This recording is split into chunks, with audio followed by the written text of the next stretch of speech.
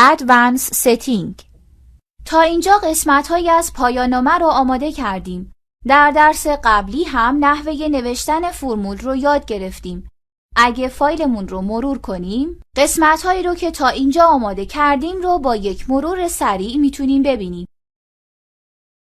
فرمولی رو که درس قبل نوشتیم اینجا داریم. البته این فرمول دارای یک عنوان یا کپشن شده و مشخص میکنه که رابطه اول از فصل اوله. در این درس میخوایم نحوه کپشن گذاری یا عنوان گذاری برای یک فرمول رو یاد بگیریم. برای این کار به انتهای صفحه میریم. در پایین این خط میخوایم رابطه دوم فصل اول رو تایپ کنیم. به همین دلیل در انتهای کلمه پیدا می شود کلیک کرده و 2 بار از صفحه کلید اینتر رو فشار میدم. به شما توصیه می کنم در فرمول نویسی از یک جدول که دارای یک سطر و 2 ستونه استفاده کنید. این کار به شما اجازه میده تا فرمول ها قالب و ساختار یک پارچه و منظمی داشته باشند. برای ایجاد جدول به تب یا برگه اینسرت برید و در گروه تیبلز گزینه تیبل رو کلیک کنید. میخوایم جدولمون یک سطر و 2 ستون داشته باشه. پس یک سطر و 2 ستون رو انتخاب میکنم. حال جدولمون درج شده و میتونیم در خانه سمت راست کپشن و در خانه سمت چپ خود فرمول رو قرار بدیم. ابتدا فرمول رو تایپ میکنم. برای تایپ فرمول لازمه در خانه سمت چپ کلیک کنم و برای نوشتن فرمول به تب یا برگه اینسرت رفته و از گزینه سیمبلز ایکویشن رو انتخاب می کنم. حال شروع به تایپ فرمول می کنم. D مساوی رو تایپ کرده. برای تایپ X با اندیس پایین به گزینه اسکریپت رفته و گزینه ساب اسکریپت رو انتخاب می کنم. ادامه فرمول رو هم به همین روش تایپ می کنم.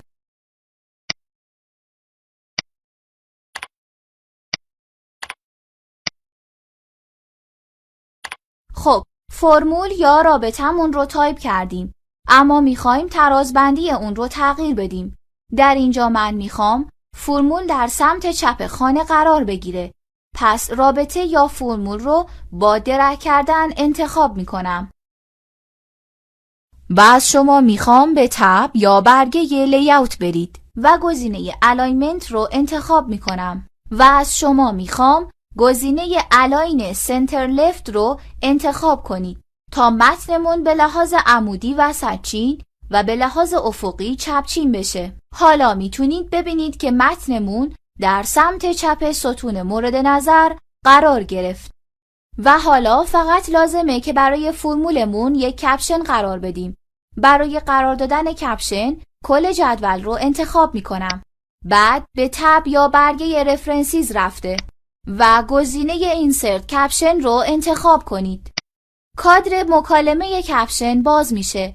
قبلا با این کادر کار کردیم و با اون آشنایی دارید. در لیست باکس لیبل کلیک میکنم. در این قسمت میتونید لیبل های موجود و لیبل های تعریف شده رو ببینید. ما باید از رابطه استفاده کنیم. پس از شما میخوام رابطه رو انتخاب کنید. و از اونجایی که در قسمت نامبرینگ گزینه اینکلود چپتر نامبر تیک خورده. فصل بندی یا بخش بندی در شماره گذاری یک رابطه تأثیر خواهد گذاشت و در پیشنمایش هم میبینید که این رابطه دوم فصل اوله. حالا کافیه با کلیک کردن بر روی دکمه اوکی کادر رو ببندم.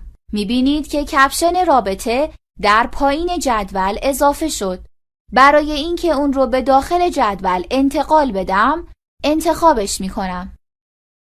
برای انتقال اون از صفحه کلیدهای کنترل X رو که معادل دستور کات هست فشار میدم. حالا لازمه در خانه سمت راست کلیک کرده و این بار از صفحه کلیدهای کنترل وی رو که معادل دستور پیست هست فشار میدم.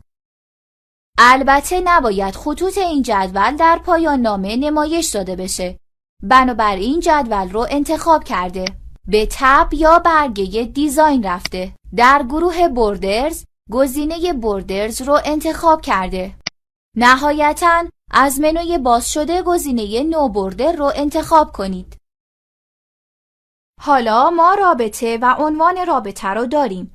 استفاده از جدول برای درج رابطه به شما کمک میکنه تا رابطه ها منظم و یکپارچه باشند. اما مانند تصاویر و اشکال داخل متن نیاز به یک اشاره به رابطه خاص دارید. به عنوان مثال در این خط به رابطه دوم فصل اول اشاره شد. من این ارجاع رو با درگ کردن انتخاب و بعد با فشار دادن کلید دیلیت پاک می کنم. حال برای ارجاع به رابطه مورد نظر کافیه به تب یا برگه رفرنسیز برید و بعد گزینه کراس رفرنس رو انتخاب کنید. در این کادر مکالمه ابتدا باید مشخص کنیم که به چه چیزی می‌خوایم رفرنس یا ارجاع بدیم. برای این کار در لیست باکس رفرنس تایپ کلیک می‌کنم. از اونجایی که قراره به یک رابطه ارجاع بدیم، بنابراین از شما میخوام رابطه رو انتخاب کنید و چون فقط میخوایم برچسب و شماره در متنمون درج بشه، به لیست باکس اینسرت رفرنس تو رفته و گزینه Only Label and Number رو انتخاب کنید. در قسمت For Which Caption می توانید لیست رابطه های موجود رو ببینید و رابطه مورد نظر رو که رابطه دوم از فصل اول است رو انتخاب کنید. نهایتاً با کلیک کردن بر روی دکمه Insert رابطه انتخاب شده در محل مورد نظر درج خواهد شد. سپس برای خروج از این کادر مکالمه بر روی دکمه Close کلیک می کنم. حال شما علیرغم اینکه با استفاده از امکانات فرمول نویسی ورد میتونید رابطه یا فرمول هاتون رو تایپ کنید، میتونید برای اونها یک کپشن یا عنوان درج کنید و البته به رابطه یا فرمول مورد نظر در متن هم ارجاع یا رفرنس بدید.